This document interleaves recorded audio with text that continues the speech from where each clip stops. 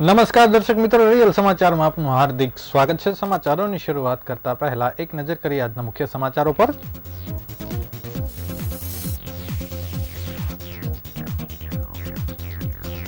પાલિકાએ લીધેલા મરચાના પાવડરના 19માંથી 3 સંસ્થાના નમૂના ફેલ।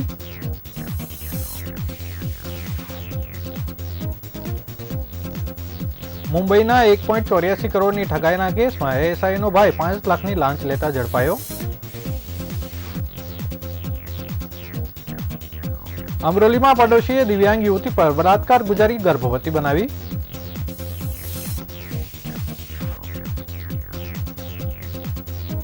પાંડેસરામાં બાઇક અડફેટે યુવકનું મોત, 2 બાળકોએ ગુમાવી પિતાની છત્રછાયા।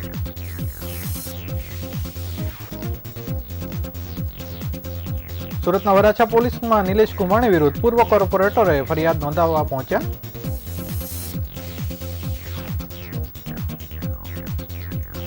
મિંડી ગેંગના સાગરીતો પિસ્તોલ સાથે ફિલ્મી ઢબે ઝડપાયા।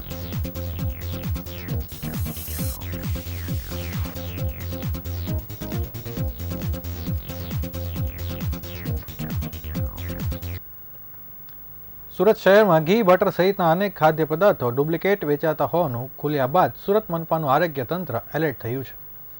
આરોગ્ય વિભાગના અધિકારીઓ હવે દરોડા પાડી ખાદ્ય સામગ્રીઓ ચેક કરી રહ્યા છે। ગયા અઠવાડિયે શહેરના સ્ટોલ પર મસાલા વેચતા વેપારીઓ પર સકંજો કસ્યો હતો, જેમાં લેવાયેલા સેમ્પલમાં પરિવાર આવતા 3 સંસ્થાઓ સામે કાર્યવાહી કરવામાં આવનાર છે। ઉનાળો શરૂ થતાની સાથે જ અનાજ, કઠોળ, મસાલા ભરવાની સિઝન ચાલુ થતી હોય છે, તેના લીધે વેપારીઓ અનાજ, કઠોળ ભરાવતા હોય છે। 2 દિવસ પહેલા શહેરમાં 126 અનાજના વેપારીઓને સ્વચ્છતા મામલે આરોગ્ય વિભાગે નોટિસ ફટકારી હતી। અનાજની જેમ જ ઉનાળામાં મસાલા ભરવાની પણ સિઝન હોય છે। શહેરમાં ઠેર ઠેર મસાલાના સ્ટોલ ઊભા થઈ ગયા છે। મોટા પાયે મસાલાનું વેચાણ થઈ રહ્યું છે। લોકો આખા વર્ષના મસાલા ભરવા માટે સિઝનમાં ખરીદી શરૂ કરતા હોય છે, ત્યારે આ મસાલાઓમાં ભેળસેળ થાય છે કે કેમ તે અંગેની તપાસ પાલિકાના આરોગ્ય તંત્રએ હાથ ધરી હતી, જેમાં અધિકારીઓએ કુલ 19 સંસ્થાઓમાંથી મરી મસાલાના 19 નમૂનાઓ લઈ પૃથ્થકરણ કરવા માટે મોકલી આપવામાં આવ્યા હતા, જેમાં મરચાના પાવડરમાં કુલ 3 નમૂના ફેલ થયા છે, જેમાં અડાજણ વિસ્તારમાં આવેલ જલારામ મસાલા, સરથાણાની જય બુટ ભવાની મરચા ફાર્મ અને કતારગામનું ગુરુકૃપા મસાલાના સેમ્પલમાંથી રાખ મળી આવી છે। આ ત્રણેય સંસ્થાઓ સામે પાલિકા દ્વારા કાર્યવાહી કરવામાં આવનાર છે।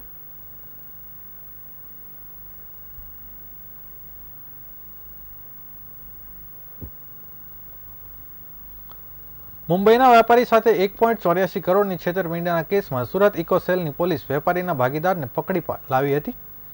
તેની ઓફિસમાંથી કબજે કરેલો સામાન તેને પરત આપવા ઇકોસેલના એએસઆઈ સાગર પ્રધાને 15 લાખ રૂપિયાની લાંચની માંગણી કરી હતી। એ પૈકી 5 લાખ રૂપિયાનું આપવાનું કહેતા વેપારીએ એન્ટી કરપ્શનને જાણ કરી હતી। કતારગામ ખાતે એએસઆઈના ભાઈને આ લાંચની રકમ લેતા એસીબીએ ઝડપી પાડ્યો હતો, જોકે એએસઆઈ સાગર ભાગી છૂટ્યો છે। મુંબઈના લોઅર પરેલમાં પ્રિઝમ એન્ટરપ્રાઇઝ કંપનીના એડમિનિસ્ટ્રેશન મેનેજર રોમિલ સંઘવીએ સુરતના કતારગામ વસ્તા દેવડી રોડ પર મુખ્ય એમ્પાયરમાં આવેલા અપેક્ષા જ્વેલર્સના નામે બિઝનેસ કરતા ગૌતમ વાઘને સસ્તી મજૂરી લઈ સોનાના દાગીના ઘડી આપવાનું કહ્યું હતું। કુલ 1.84 કરોડ રૂપિયાની મત્તાનું 3 કિલો સોનું જોબ વર્ક માટે લઈ જઈ દાગીના કે સોનું પરત આપ્યું ન હતું, તેમજ છેતરપિંડી કરી નાસી ગયો હતો, જેની ફરિયાદ મહારાષ્ટ્ર એનએમ જોશી માર્ગ પોલીસ સ્ટેશનમાં નોંધાવવામાં આવી હતી, જેની બાતમી ઇકોસેલના એએસઆઈ સાગર એસ પ્રધાનને મળતા તેમની ટીમ સાથે મળી મહારાષ્ટ્રના ગુનાના સંડોવાયેલો વોન્ટેડ આરોપી ગૌતમ શિવાદાસ દામોદરને વાઘની ધરપકડ કરી આ ગુનામાં ઇકોસેલ દ્વારા ગૌતમભાઈના મુંબઈના ભાગીદારની પણ ધરપકડ કરાઈ હતી। એએસઆઈ સાગર પ્રધાને તેમના ભાગીદારની ધરપકડ કરી બાદમાં તેમની ઓફિસમાં લેપટોપ, ડીવીઆર, કંપનીના દસ્તાવેજો અને ડાયમંડ પણ કબજે લીધા હતા। બાદમાં વેપારીને છોડાવવા તથા તેની ઓફિસમાં લઈ આવેલો માલ સામાન પરત આપવા અવેજ પેટે ₹15 લાખ રૂપિયાની લાંચ માંગી હતી। વેપારીએ લાંચ આપવા માંગતો ન હતો। એએસઆઈ 15 લાખ પૈકી 5 લાખ આપવાનું કહેતા વેપારીએ તૈયારી બતાવી હતી, પરંતુ લાંચની રકમ નહીં આપવા માંગતા વેપારીએ એન્ટી કરપ્શન બ્યુરોને જાણ કરી હતી। સાગર પ્રધાને લાંચની રકમ લેવા માટે તેના ભાઈ ઉત્સવ સંજય પ્રધાનને કતારગામ ખાતે આવેલ અલકાપુરી સર્કલ બ્રિજ નીચે મુંબઈના તડકા ફાસ્ટફૂડ એન્ડ ચાઇનીઝ દુકાનની સામે મોકલ્યો હતો, જ્યાં એસીબીએ 5 લાખની લાંચ લેતા રંગે હાથ ઝડપી પાડ્યો હતો, જોકે એએસઆઈ સાગર ભાગી ગયો હતો। ઉલ્લેખનીય છે કે વર્ષ 2020માં ભરતી થનાર એએસઆઈ સાગરનો પગાર 26,000 રૂપિયા છે।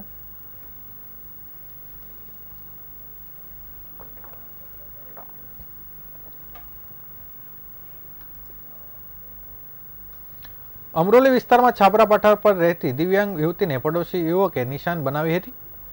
યુવતી દિવ્યાંગ હોવાનો લાભ ઉઠાવી તેના પર બલાત્કાર ગુજાર્યો હતો. એટલું જ નહીં પરંતુ યુવતીને જાનથી મારી નાખવાની ધમકી પણ આપી હતી. જોકે યુવતીને 3 મહિનાનો ગર્ભ રહી જતા સમગ્ર મામલો બહાર આવ્યો છે. ભોગ બનનાર યુવતીના પરિવારજનોએ અમરોલી પોલીસ મથકમાં પડોશી નરાધમ સામે પોલીસ ફરિયાદ નોંધાવતા પોલીસે ગુનો નોંધી આગળની કાર્યવાહી હાથ ધરી છે. મૂળ ઉત્તર પ્રદેશના વતનીને હાલ સુરતના અમરોલી વિસ્તારમાં તેના સગા કાકાના ઘરે વસવાટ કરતી 18 વર્ષની યુવતી દિવ્યાંગ છે. તે કશું બોલી પણ શકતી નથી અને સાંભળી પણ શકતી નથી. આ તકનો લાભ લઈ અમરોલી છાપરાપટા રોડ પર વસવાટ કરતા પ્રદીપ ધર્મરાજ એટલે ઉઠાવ્યો હતો. 3 મહિના પહેલા યુવતીના ઘરમાં એકલી હતી ત્યારે તકનો લાભ ઉઠાવી પ્રદીપે તેના ઘરમાં આવી તેની સાથે જબરજસ્તી શરીરી સંબંધ બાંધી બલાત્કાર ગુજાર્યો હતો.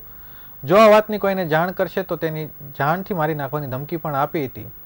યુવતી બોલી કે સાંભળી શકતી ન હોવાના કારણે તે વધુ ડરી ગઈ હતી અને આખરે યુવતીને કોઈની વાત કરી ન હતી. પરંતુ 3 મહિના બાદ અચાનક જ યુવતીને પેટમાં દુખાવો ચાલુ થતા તેના કાકા અને કાકી નજીકની હોસ્પિટલમાં બતાવવા માટે લઈ ગયા હતા, જ્યાં તેને 3 મહિનાનો ગર્ભ હોવાનું સામે આવ્યું હતું. જેથી તેના કાકા કાકીએ ઈશારાથી યુવતીને પૂછતા તેણે પ્રદીપનું તુરંત જ જણાવી દીધું હતું, જેથી આખરે કાકા કાકીના પગ તળેથી જમીન ખસી ગઈ હતી.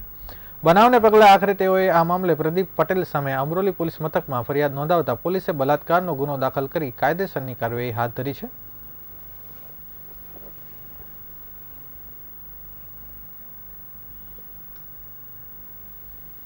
સુરતના પાંડેસરા વિસ્તારમાં એક બાઇક ચાલક દ્વારા યુવકને અડફેટે લઈ ઉડાવી દીધો હતો. અકસ્માતના પગલે આસપાસ દોડી આવેલા લોકોએ યુવકને સિવિલ હોસ્પિટલમાં ખસેડ્યો હતો, જ્યાં તેનું સારવાર દરમિયાન મોત નીપજ્યું હતું. અત્રે ઉલ્લેખનીય છે કે યુવક પરિવારમાં કમાવનાર એકનો એક હતો, જેની પરિવારને આર્થિક સહારો ગુમાવ્યો છે, ત્યારે 2 પુત્રોએ પિતાની છત્રછાયા પણ ગુમાવી છે.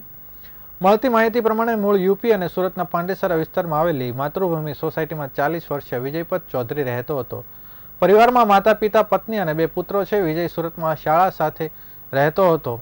કન્સ્ટ્રક્શન સાઇટ પર સુપરવાઇઝર તરીકે નોકરી કરીને પરિવારનું ગુજરાન ચલાવતો હતો. 2 વર્ષ પહેલા જ વતનથી સુરત રોજગારીની શોધમાં આવ્યો હતો.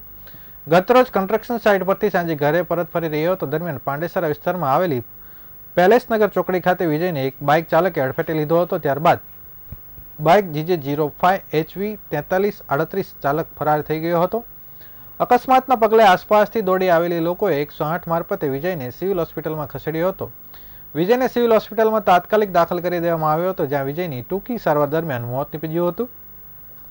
વિજયના મોતની જાણ થતાં વતનમાં રહેલા પરિવારમાં શોકનો માહોલ છવાઈ ગયો હતો. અત્રે ઉલ્લેખનીય છે કે વિજય પરિવારનો એકનો એક કમાનાર હતો, જેથી પરિવારને આર્થિક સહારો ગુમાવ્યો છે, જ્યારે 2 સંતાનોએ પિતાની છત્રછાયા પણ ગુમાવી છે.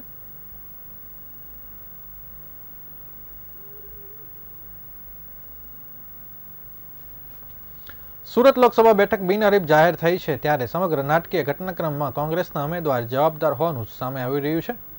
નિલેશ કુંભાણીએ ટેકેદારોને ફોર્મમાં સહી ખોટી હોવાના જાહેર કર્યું હતું, જેથી નિલેશ કુંભાણીએ સગા સંબંધીઓ સાથે મળીને સમગ્ર ખેલ પાડ્યો હોવાની રાવ સાથે પૂર્વ કોર્પોરેટર વરાછા પોલીસમાં ફરિયાદ આપવા પહોંચ્યા હતા. નિલેશ કુંભાણી વેચાઈ ગયા હોવાની રાવ કરતા કાયદેસરની ફરિયાદ નોંધાવવાની માંગ સાથે પૂર્વ કોર્પોરેટર દિનેશ કાછડિયા પોલીસ મથકે પહોંચ્યા હતા, જ્યાં તેમણે નિલેશ કુંભાણીની જનતા સાથે દ્રોહ થયો હોવાથી ગુનો નોંધવાની માંગ કરી હતી. આપના નેતાને પૂર્વ કોર્પોરેટર એવા દિનેશ કાછડિયા ફરિયાદ નોંધાવવા પહોંચ્યા હતા, જ્યાં તેમને પોલીસે ઇલેક્શન કમિશનમાં ફરિયાદ દાખલ કરવા કહ્યું હતું. દિનેશ કાછડિયા કહ્યું કે તેમનો મતનો અધિકાર સામાન્ય લોકોનો છીનવાયો છે. નિલેશ કુંભાણી અને તેમાં ટેકેદારો વેચાઈ ગયા છે. ભાજપ પાસે બહુ બધા રૂપિયા છે. ઇલેક્ટ્રોનિક બોન્ડના નામે કરોડો રૂપિયા ઉઘરાવ્યા છે, જેથી મતનો અધિકાર શહેરીજનોનો છીનવા સામે ફરિયાદ દાખલ કરવા માંગ કરી હતી, પરંતુ પોલીસ નથી લીધી તો કોર્ટમાં જવાની પણ અમારી તૈયારી છે, જેમ કાછડિયાએ વધુમાં કહ્યું હતું.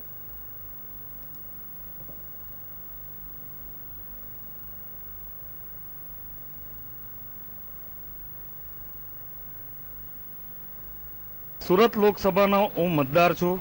આજે આપ જાણો છો કે સુરત લોકસભાનું ઇલેક્શન પહેલાં જ, મતદાન પહેલાં જ બિનહરીફ ભાજપના ઉમેદવારને ડિક્લેર કરવામાં આવ્યા. એના સંદર્ભમાં હું વરાછા પોલીસ સ્ટેશન મારા મતનો અધિકાર માટે ગયો હતો કે 7 તારીખે ગુજરાતમાં જે મતદાન થવાનું છે એમાં સુરત લોકસભામાં મારે મત મારો કોને આપવો. આજે નિલેશ કુંભાણી ઉમેદવાર હતો, એનું ફોર્મ રદ થયું. આજે કરોડો રૂપિયા ભારતીય જનતા પાર્ટીએ જ્યારે એને આપ્યા હોય, એના ટેકેદારોને આપ્યા હોય, એના ડમી ઉમેદવારને આપ્યા હોય, પરંતુ એનું ફોર્મ જ્યારે રદ થયું, સુરત શહેરના 19,68,000 જેટલા મતદારો, એમને શું સમજવું? વેચાય એ લોકો ગયા છે, મતદારો નથી વેચાયા. હું મારા મતના અધિકાર માટે વરાછા પોલીસ સ્ટેશનમાં નિલેશ કુંભાણી અને તેના તમામ લોકો ઉપર ફરિયાદ નોંધાવવા માટે ગયો હતો. ત્યારે પીઆઈ સાહેબે એવું કીધું કે ફરિયાદ તમારે ચૂંટણી કમિશનરમાં આપવી પડશે. અહીંયા અમે આ બાબતની કોઈ ફરિયાદ ન લઈ શકીએ. આજે 19,68,000 જેટલા મતદારનો સવાલ હોય ત્યારે લોકો કેમ ચૂપ બેઠા છે? આજે લોકતંત્રની હત્યા થઈ રહી છે ત્યારે કોઈ કહેવાળું કેમ નથી? આની તપાસ થવી જોઈએ. જે પણ ગુનેગાર હોય એને સજા થવી જોઈએ. ઇલેક્શન કમિશનરમાં ફરિયાદ થશે તમારે? ગઈકાલે અમે આમ આદમી પાર્ટી તરફથી ઇલેક્શન કમિશનરમાં ફરિયાદ કરવા ગયા જ હતા. ત્યાં પણ ફરિયાદ કરી છે, પરંતુ એક આજે સુરત લોકસભાના મતદાર તરીકે મારા વિસ્તારના પોલીસ સ્ટેશનમાં હું ફરિયાદ કરવા ગયો હતો. લોકસભાની ચૂંટણીમાં પરવાનેદારોએ પણ પોતાના હથિયાર જમા કરાવવાના હોય છે ત્યારે સુરતના આઠવા વિસ્તારમાં કુખ્યાત ગણાતી મિંડી ગેંગના સભ્યો થોડા સમય અગાઉ જ ગુજસી ટોકના ગુનામાં કોર્ટમાંથી જામીન મેળવી બહાર આવ્યા હતા. ત્યારે આરોપીઓ ફરીથી રોપ જમાવવા માટે પિસ્તોલ સાથે ફરી રહ્યા હતા. આ અંગે બાતમી મળતા ફિલ્મી ઢબે કારમાંથી ઝડપી પાડવામાં આવ્યા હતા. આઠવા વિસ્તારની મિંડી ગેંગના હાલના ગુજસી ટોકના ગુનામાં કોર્ટમાંથી જામીન મેળવી બહાર આવ્યા હતા. ફેઝર ઉર્ફે મિંડી તેના સાગરીતો સાથે પિસ્તોલ લઈ ફરી રહ્યા હતા. બાતમીના આધારે વહેલી સવારના લશ્કરના પાટિયા પર વોચ ગોઠવવામાં આવી હતી. જાહેર રોડ ઉપર વોચ ગોઠવી ત્યાંથી પસાર થતી Hyundai ultra car number GJ05 JE7722 ને ફિલ્મી ઢબે આંતરી હતી, જેમાં આરોપીને 7,30,000ના મુદ્દામાલ સાથે ઝડપી લેવામાં આવ્યા હતા. કારમાંથી આરિફ મિંડીના પુત્ર મોહમ્મદ કૈઝર ઉર્ફે મિંડી શેખ અને તેના સાગરીત આદિલ હુસેન શેખ, નદીમ હુસેન શેખ ઝડપાયા હતા. ત્રણેય આરોપીઓ પાસેથી એક પિસ્તોલ તથા મોબાઈલ ફોન અને 4 વ્હીલ કાર સહિત કુલ 7,30,000નો મુદ્દામાલ કબજે કરવામાં આવ્યો છે. હાલ પોલીસે આરોપી લઈને આગળની કાર્યવાહી હાથ ધરી છે.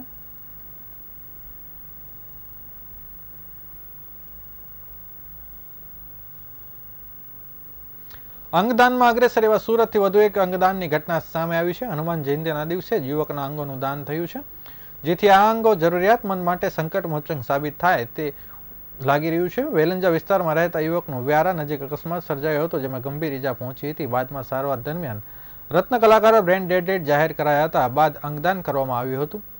અમરેલીના કુકાવાવના જંગર ગામના વતની અને વેલંજામાં રહેતા નવનીત નાથાભાઈ વસાણીની ગત 19મીએ બાઇકની અકસ્માત નડ્યો હતો, જેથી વ્યારાની સિવિલથી સુરત સિવિલ બાદ પીપી માણિયા હોસ્પિટલમાં દાખલ કરાયા હતા, જ્યાં બ્રેન ડેડ જાહેર કરાયા હતા. હોસ્પિટલના ચેરમેન ડોક્ટર નિલેશ માણિયાએ જીવનદીપ ઓર્ગન ડોનેશનના ફાઉન્ડેશનના વિપુલ તળાવિયાને જાણ કરી હતી. પરિવારની સંપત્તિ માટે જાણ કરાયા બાદ 3 ગ્રીન કોરિડોર દ્વારા હૃદય અમદાવાદ, UN મહેતા હોસ્પિટલ, IKDCRની લીવર અને નોટો દ્વારા બંને હાથ મુંબઈની ગ્લોબલ હોસ્પિટલ ખાતે 19 વર્ષીય યુવકને ફાળવાયા હતા. આ તમામ અંગોનું 3 દર્દીમાં ટ્રાન્સપ્લાન્ટ કરાયું છે.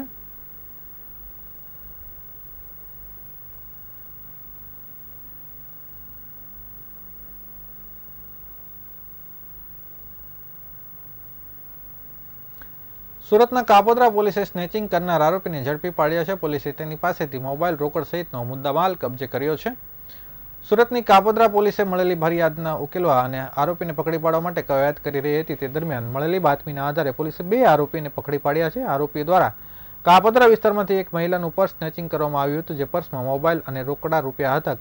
કાપોદ્રા પોલીસે CCTVના આધારે ગુનાનો ભેદ ઉકેલી કાઢ્યો હતો, જ્યારે પોલીસે આરોપી પાસેથી સ્નેચિંગ કરેલ મોબાઈલ, રોકડા રૂપિયા અને પર્સ સહિત બાઇક કબજે કરી આગળની કાર્યવાહી શરૂ કરી છે.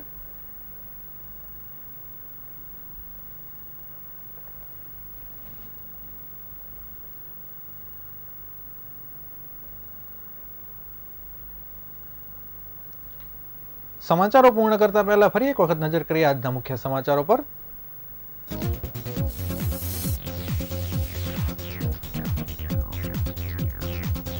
પાલિકાએ લીધેલા મરચાના પાવડરના 19માંથી 3 સંસ્થાના નમૂના ફેલ.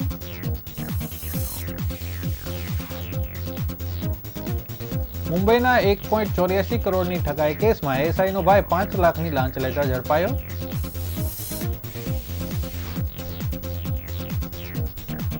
અમરોલીમાં પડોશીએ દિવ્યાંગ યુવતી પર બલાત્કાર ગુજારી ગર્ભવતી બનાવી.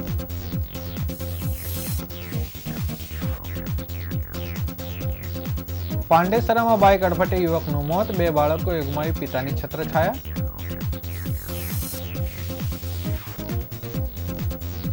સુરતના વરાછા પોલીસમાં નિલેશ કુંભાણી વિરુદ્ધ પૂર્વ કોર્પોરેટર કાછડિયા ફરિયાદ નોંધાવવા પહોંચ્યા.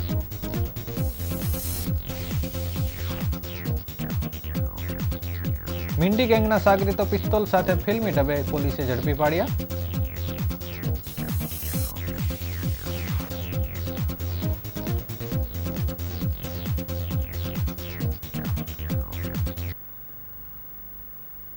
આ હતા અત્યાર સુધીના રિયલ સમાચાર. નવા સમાચારો સાથે ફરીથી મળીશું. ત્યાં સુધી રજા આપશો. નમસ્કાર.